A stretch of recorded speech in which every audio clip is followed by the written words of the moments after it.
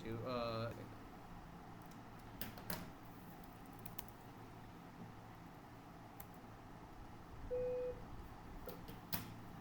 हाँ जी। एक हमारा पीएनएल होता है, दूसरी हमारी बैलेंस शीट होती है जी, वो भी खोल लेता हूँ मैं।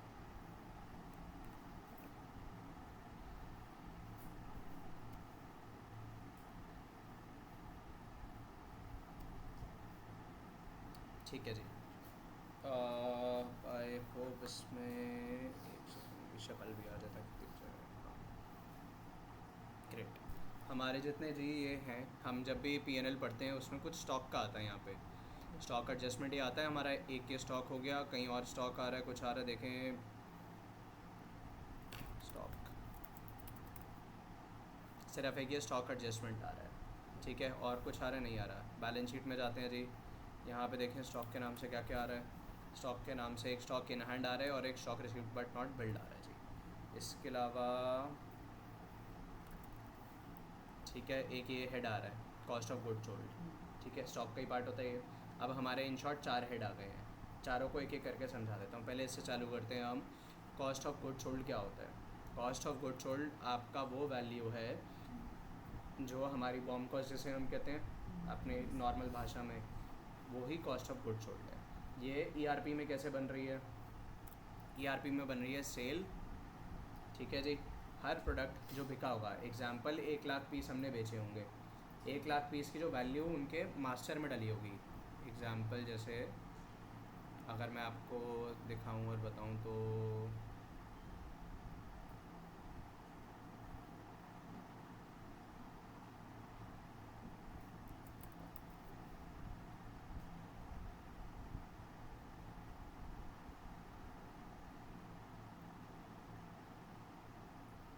हाँ जी, जो ये वैल्यूएशन रेट डला हुआ है 66.08, ये वैल्यूएशन रेट मतलब बॉम कॉस्ट है ये। अब क्या किया ईआरपी ने, जब भी कॉस्ट ऑफ गुड सोल्ड उसने अपनी बनाई है सिस्टम में, उसने जितने पीसेस बिके होंगे इनटू मोहितो का वैल्यूएशन रेट डाला होगा, ठीक है। कॉस्ट रेट जो है ये वैल्यूएशन रेट जो भी डला हुआ है, इससे हमारी बनी है कॉस्ट ऑफ गुड सोल्ड, ठीक है। पक्का? ग्रेट है। ये बनती कैसे है? सिंस जब स्टॉक आउट होगा, एसआई से कोई लेना देना नहीं है। एसआई हो सकता है 10 लाख रुपए के कटे हों, बट डीएन हो सकता है सिर्फ 8 लाख रुपए का बना हो। तो जो डीएन बना हुआ है उससे हमारा कॉस्ट ऑफ गुड सोल्ड बनता है। ये क्लियर हो? अब ये कभी कभार क्यों कम या ज़्यादा हो सकता है कि आपने बाई चांस डीएन कम बना रखे हैं या ज़्यादा बना रखे हैं। पक्का जी? यहाँ तक इतना क्लियर है, समझ आ गया? कॉस्ट ऑफ गुड सोल्ड में और कुछ कमी नहीं है। ये वैल्यू हमेशा बैलेंस शीट में ठीक होनी चाहिए।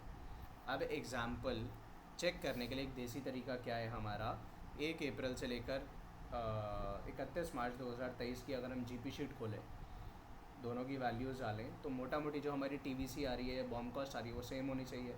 80-90% सेम होनी चाहिए, क्योंकि वो जीपी शीट अपडेटेड रहती है। मे बी मैं मान रहा हूँ नहीं अपडेटेड, 80-90% सेम आनी चाहिए। नहीं आ रही तो कहीं पे दिक्कत है। वो दिक्कत भी कैसे आइडेंटिफाई होगी वो भी मैं अभी बता देता हूँ। पहला ये क्लियर है चाहिए। अब इन शॉर्ट अगर कॉस्ट ऑफ गुड सोल्ड ज़्यादा आ रही है तो मतलब डीएन ज़्यादा बने हुए हैं, कॉस्ट ऑफ गुड सोल्ड कम आ रही है तो मतलब डीएन हमारे कम बने हुए हैं। नेक्स्ट आता है पीएनएल में, एक आपने देखा होगा स्टॉक एडजस्टमेंट की एंट्री है। ये स्टॉक एडजस्टमेंट की एंट्री कुछ नहीं है जी, सिंपल एक होता है ये स्टॉक एडजस्टमेंट की एंट्री। स्टॉक एंट्री से कोई भी मैं स्टॉक एंट्री मार रहा हूँ, स्टॉक एंट्री एक जैसे हमारा ये आपने मॉड्यूल देखा होगा, शायद आप लोगों के पास एक्सेस होना हो, मेरे को नहीं पता। एक ये ऐसे मॉड्यूल का क्या हो गया, ये स्टॉक एंट्री है। अब एग्जांपल कुछ भी हमने इशू किया होगा, मटेरियल रिसिप्ट में इसमें कुछ नहीं आता, ओ सॉरी मटेरियल रिसिप्ट भी आएगा इसमें, सॉरी मटेरियल रिसिप्ट और परचेज रिसिप्ट सेम होती है? नहीं, अलग होती है। एग्जांपल जैसे ये मटेरियल इशू हुआ है, अब ये इशू हुआ है हमारा let's say for what ever reason, ये क्या है,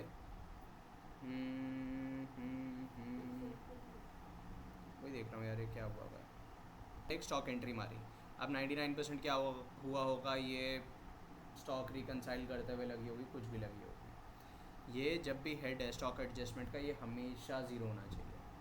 हमेशा मतलब हमेशा, सिंपल है। अगर ये माइनस में आ रहा है तो कुछ बहुत बड़ा मिसअप है जो सिस्टम में रिकॉर्ड नहीं हो रहा, ठीक है। अब ये कभी भी हम रिकन्सिलेशन एंट्री करते हैं, डैमेज गुड्स की एंट्री करते हैं, राइट ऑफ करते हैं, उसकी वजह से हमारा स्टॉक प्लस माइनस होता है। एग्जाम्पल 100 पीस मेरे गोदाम में पड़े हुए थे, मैंने अब देखे कि 90-80 पड़े हुए हैं, 2 पीस नहीं मिल रहे, तो हम क्या करते हैं, स्टॉक एंट्री मार देते हैं -2 पीस की। तो वो जो -2 पीसेस की फिगर है वो यहाँ पे इफेक्ट होती है हमारी। ये हमेशा ज़ीरो होना चाहिए ज़िंदगी भर में, ठीक है। अब आता है बैलेंस शीट में। बैलेंस शीट में हमारे 2 हेड्स आते हैं, एक स्टॉक इन हैंड और एक stock received but not build. Stock in hand हमारा, ठीक है, स्टॉक इन हैंड हमारा कुछ नहीं होता, ये बेसिकली जो मतलब जो ये बोल रहे हैं ये एग्जैक्टली यही मतलब है कि इतना स्टॉक हमारे पास है। स्टॉक इन हैंड मतलब रॉ और एफजी को मिला के एज ऑफ नाउ इसके हिसाब से, ईआरपी के हिसाब से 71 लाख रुपए का स्टॉक है, ठीक है। ये बॉम्ब होती है हाँ, ये बॉम्ब होती है, हर चीज़ बॉम्ब से चलती है, जो वैल्यूएशन रेट डला हुआ है ये वो हर चीज़ उससे। अब हमने माल ख़रीदा तो ये बढ़ जाएगा, माल डीएन अगर लगाया तो ये कम हो जाएगा, अगर बाई चांस हमने परचेज रिसिप्ट लगानी भूल गए हम तो ये ख़राब होगा। एग्जाम्पल डीएन ज़्यादा या कम लगा रखे हैं तो ये ख़राब होगा। यहाँ तक समझ गए स्टॉक इन हैंड का, क्लियर है। ये बढ़ता है परचेज रिसिप्ट से, कम होता है डिलीवरी नोट से, ठीक है जी। लास्ट आ गया हमारा stock received but not build. इसका भी सेल्फ एक्सप्लेनेटरी मतलब है कि जो स्टॉक आ गया बट उसकी बिलिंग नहीं हुई थी। Purchase receipt to purchase invoice की ये फिगर होती है। अगेन ये हमेशा ज़ीरो होनी चाहिए। ये जो है, ये जो पर्टिकुलर है, बिल्कुल यस, बिल्कुल ठीक कहा आपने, ठीक है। अभी मतलब मैं समझा देता हूँ, जैसे 10 crore 73 lakh 25 something something something का जो ये डला हुआ है, इसका मतलब ही यही है कि हमने परचेज रिसिप्ट ज़्यादा की बना रखी है और उसके अगेंस्ट परचेज इनवॉइस नहीं बनाए थे। अब हो सकता है हमने वो गलती से बनाई हो, हमने रिकन्सिलिएशन के टाइम पे बनाई हो, जो मर्जी टाइम पे बनाई हो, अगर ये हमेशा ज़ीरो होना चाहिए, याद रखना। अगर ये पॉजिटिव में दिखा रहा है, stock received but not build अगर पॉजिटिव में दिखा रहा है तो इसका मतलब यही है कि परचेज रिसिप्ट ज़्यादा बनी हुई है, परचेज इनवॉइस कम के चढ़े हुए हैं, ठीक है। अगर ये फिगर नेगेटिव में दिखा रहा है तो इसका मतलब ये है कि परचेज रिसिप्ट ज़्यादा की बनी हुई है और purchase invoice, oh sorry, purchase receipt कम की बनी हुई है और परचेज इनवॉइस ज़्यादा की बनी हुई है। समझ आ गए, ये चारों क्लियर हो गए हैं अब, पक्का। अब इन शॉर्ट हमारे जो बैलेंस शीटों में या हमारे पीएनएल में सिर्फ 2 फिगर्स दिखनी चाहिए। एक हो गई स्टॉक इन हैंड की और दूसरी हो गई हमारी यहाँ पे कॉस्ट ऑफ गुड सोल्ड की। इसके अलावा कोई हैंड लेजर कुछ नहीं होना चाहिए। परफेक्ट समझ आ गया, इतना गुड टू गो है, क्लियर है।